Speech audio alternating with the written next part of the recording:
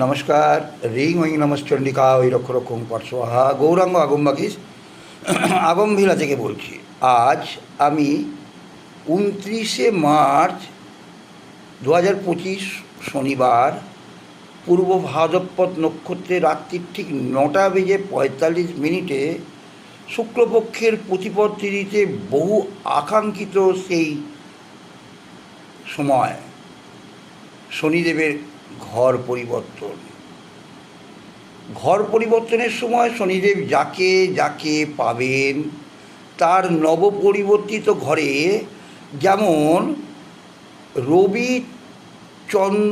ওখানে থাকবেন, চন্দ্রকে পাবেন দগ্ধ অবস্থায়, বুধ থাকবে বক্রী এবং দগ্ধ অবস্থায়, খুব ভালোভাবে বোঝার চেষ্টা করুন।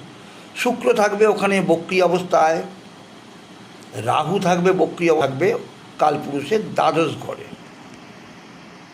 সবাইকে নিয়ে ওখানে শনির অবস্থান ঘটবে।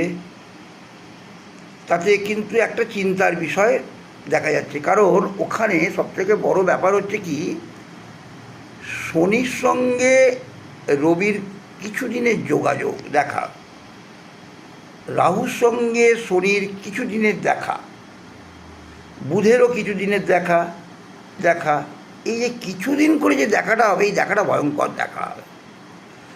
এতে সিংহ লগ্নকে একটু সাবধানতা অবলম্বন করতে হবে অবশ্যই। তৎসহ বৃশ্চিক লগ্নের কিছুটা সাবধানতা রাখতে হবে অবশ্যই। বৃষ, মিথুন, কন্যা, তুলা, মকর, কুম্ভ লগ্ন খুব ভালো সময় আসছে। মেষ, কর্কট, ধনু, মীন লগ্ন কোনো পরিবর্তন হবে না, এরা যেমন ছিল সেরকম থাকবে। কিন্তু সবথেকে বড় সমস্যাটা করবে সিংহ লগ্ন এবং বৃশ্চিক লগ্ন। খুব মারাত্মক সময়।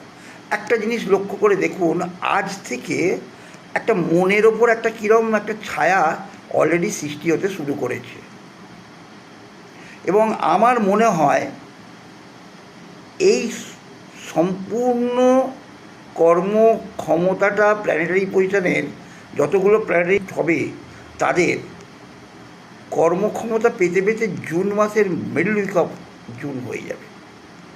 বাকিটা দেখা যাক।